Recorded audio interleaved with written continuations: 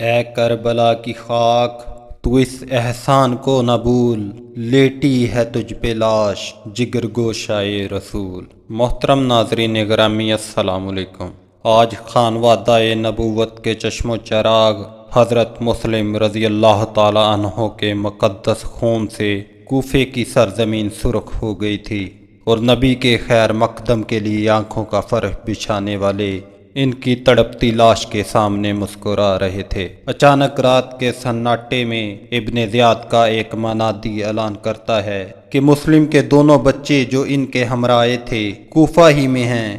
ہر خاص و عام کو مطلع کیا جاتا ہے کہ جو بھی انہیں اپنے گھر میں پناہ دے گا اسے عبرتناک سزا دی جائے گی، اور جو انہیں گرفتار کر کے لائے گا اسے انعام و کرام سے نوازا جائے گا۔ ناظرین گرامی، حضرت مسلم رضی اللہ تعالی عنہ کے دونوں یتیم بچے، جن میں ایک کا نام محمد تھا اور ان کی عمر 8 سال کی تھی، اور دوسرے کا نام ابراہیم تھا اور ان کی عمر مبارک 6 سال کی تھی، جو کہ کوفہ کے عاشق رسول قاضی شریح کے گھر میں پناہ گزیر تھے۔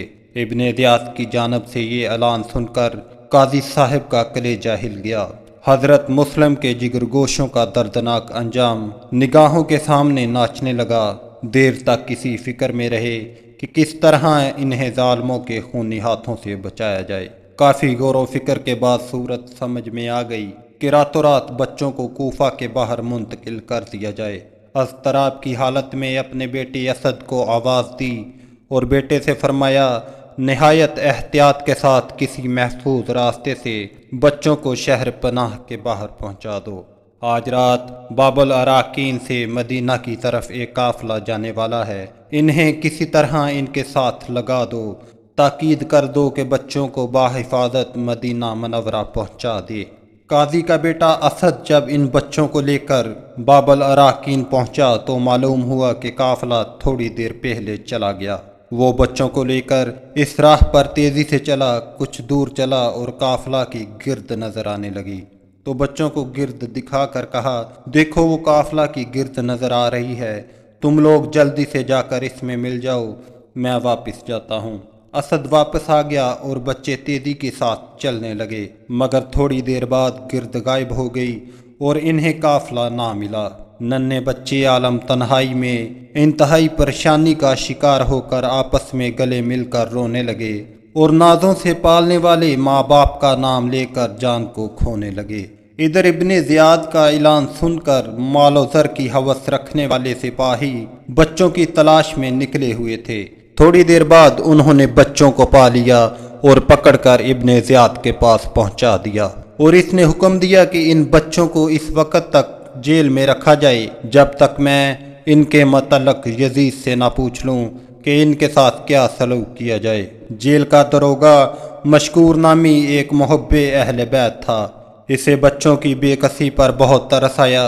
اس نے فیصلہ کر لیا کہ بچوں کی جان کسی بھی قیمت پر بچانی ہے، چاہے پھر اپنی جان ہی کیوں نہ چلی جائے۔ چنانچہ اس نے رات کے اندھیرے میں بچوں کو جیل سے نکال دیا، اپنے گھر لا کر کھانا کھلایا اور شہر کے باہر قادسیہ کی راہ پر اپنی انگوٹھی بطور نشانی دی اور کہا کہ یہ سیدھا راستہ قادسیہ کو جاتا ہے، اس راہ پر چلے جاؤ۔ جب قادسیہ پہنچ جانا تو کوتوال سے ملنا، ہماری انگوٹھی دکھلانا اور سارے حالات بتانا، وہ ہمارا بھائی ہے، تم لوگوں کو بحفاظت مدینہ منورہ پہنچا دے گا۔ مصیبت کے مارے دونوں بھائی چل پڑے، لیکن راستہ بھول گئے۔ رات بھر چلتے رہے اور صبح ہوئی تو گھوم پھر کر اسی جگہ پہنچے جہاں کوفے کے باہر قادسیہ کے راستے پر چلے تھے۔ ننھا سا کلیجہ خوف سے دہل گیا کہ پھر نہ کوئی پکڑ کر ابن زیاد کے پاس پہنچا دے۔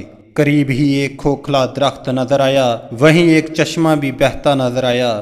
دونوں بچے درخت کی آڑ میں بیٹھ گئے۔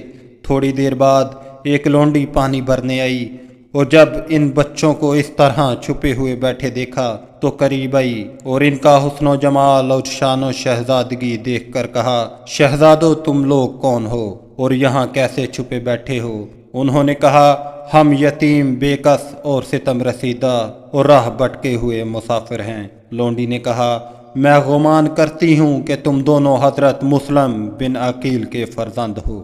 باپ کا نام سنتے ہی وہ دونوں پھوٹ پھوٹ کر رونے لگے۔ لونڈی نے کہا، صاحبزادو غم نہ کرو، میں اس خاتون کی کنیز ہوں جو اہل بیت نبوت کے ساتھ سچی عقیدت و محبت رکھتی ہے۔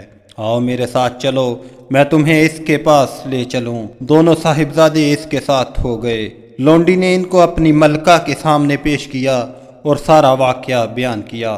اس طرح خاتون کو صاحبزادوں کی تشریف آوری پر بے انتہا مسرت ہوئی۔ اسی خوشی میں اس نے اپنی لونڈی کو آزاد کر دیا اور صاحبزادوں کے ساتھ بڑی محبت سے پیش آئی اور انہیں ہر طرح تسلی دی اور لونڈی سے کہا کہ ان صاحبزادوں کی تشریف آوری کا راز پوشیدہ رکھنا اور میرے شوہر حارث کو نہ بتانا۔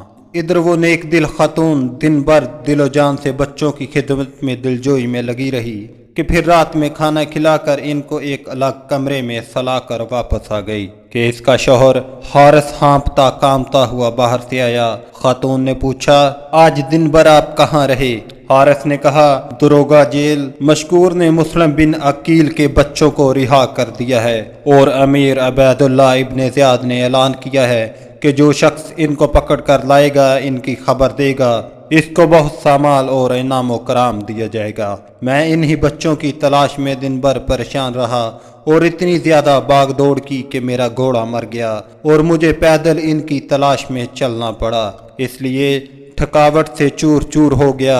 عورت نے کہا، اے بندہ خدا، اللہ سے ڈرو اور اہل بیت و طہارت کے بارے میں اس طرح کا خیال دل سے نکال دو۔ حارث کا دل پوری طرح سیاہ ہو چکا تھا۔ بیوی کی باتوں کا کوئی اثر اس کے دل پر نہیں ہوا۔ جنجلاتے ہوئے بولا، نصیحت کرنے کی ضرورت نہیں ہے، عاقبت کا نفع نقصان میں خود سمجھتا ہوں۔ میرا ارادہ اٹل ہے اور اپنی جگہ سے مجھے کوئی نہیں ہٹا سکتا۔ سنگ دل شوہر کی نیت بد معلوم ہونے کے بعد ہر پل دل دھڑک رہا تھا کہ مبادہ یا ظالم کو کہیں بچوں کی بنک نہ لگ جائے، اس لیے جلد ہی کھلا پلا کر سلا دیا اور جب وہ سو گیا تو دبے پاؤں اٹھی اور بچوں کے کمرے میں تالا لگا دیا۔ فکر سے آنکھوں کی نیند اڑ گئی، رہ کر دل میں ہوک اٹھتی تھی، ہائے اللہ، حرم نبوت کے راج دلاروں کو کچھ ہو گیا تو حشر کے میدان میں سیدہ کائنات کو کیا منہ دکھاؤں گی۔ آدھی رات کے بعد بچوں نے ایک نہایت دردناک اور ہیجان انگیز خواب دیکھا۔ چشمہ کوثر کی سفید موجوں سے نور کی کرن پھوٹ رہی ہے، باغ فردوس کی شاہراہوں پر چاندی کا غلاف بچھا دیا گیا ہے، قریب ہی کچھ فاصلے پر شہنشاہ کونین صلی اللہ علیہ وآلہ وسلم مولائے کائنات حضرت مولا علی مشکل کشا بنت رسول سیدہ فاطمۃ الزہرا رضی اللہ تعالیٰ عنہ اور شہید مظلوم حضرت امام مسلم رضوان اللہ علیہم جلوہ افروز ہیں۔ دونوں بچوں پر نظر پڑتے ہی سرکار کائنات نے امام مسلم سے مخاطب ہو کر فرمایا، مسلم تم خود تو آ گئے ہو اور جور و ستم کا نشانہ بننے کے لیے ہمارے جگر پاروں کو اشکیا کے ہاتھ چھوڑ آئے ہو۔ حضرت مسلم نے نیچی نگاہ کیے جواب دیا، وہ بھی پیچھے پیچھے آ رہے ہیں، حضور بہت قریب آ چکے ہیں، بس 2-4 قدم کا فاصلہ رہ گیا ہے، خدا نے چاہا تو وہ کل سورج طلوع ہوتے ہی دامن رحمت میں پہنچ جائیں گے۔ یہ خواب دیکھ کر دونوں بھائی چونک پڑے۔ بڑے نے چھوٹے کو جھنجھوڑتے ہوئے کہا، اب سونے کا وقت نہیں ہے، ہماری زندگی کا آخری وقت آ چکا ہے، بھیا ابا جان نے خبر دی ہے کہ اب ہم چند گھنٹوں کے مہمان ہیں، حوض کوثر پر نانا حضور ہمارے انتظار میں کھڑے ہیں۔ چھوٹے بھائی نے دبدباتی آنکھوں سے جواب دیا، بھائی جان میں نے بھی اسی طرح کا خواب دیکھا ہے، کیا سچ مچ ہم دونوں قتل کر دیے جائیں گے؟ ہائے ایک دوسرے کو ذبح ہوتے ہم کیسے دیکھ سکیں گے؟ یہ کہہ کر دونوں بھائی ایک دوسرے کے گلے میں باہیں ڈال کر لپٹ گئے اور پھوٹ پھوٹ کر رونے لگے۔ ہوا نے یہ آواز حارث کے کانوں تک پہنچا دی۔ متحیر ہو کر اٹھا اور بیوی کو جگا کر پوچھنے لگا، یہ بچوں کے رونے کی آواز کہاں سے آ رہی ہے؟ صورتحال کی نزاکت سے بیوی کا کلیجہ سوکھ گیا۔ اس نے ٹالتے ہوئے جواب دیا، سو جائیے، کہیں پڑوس کے بچے رو رہے ہوں گے۔ سنگ دل نے تیور بدل کر کہا، پڑوس سے نہیں، ہمارے گھر سے یہ آواز آ رہی ہے، ہو نہ ہو یہ وہی مسلم کے بچے ہیں جن کی تلاش میں کئی دنوں سے کر رہا ہوں۔ یہ کہتے ہوئے اٹھا اور اس کمرے کے پاس جا کر کھڑا ہو گیا۔ تالا توڑ کر دروازہ کھولا، اندر جا کر دیکھا تو دونوں بچے روتے ہوئے بے حال ہو گئے تھے۔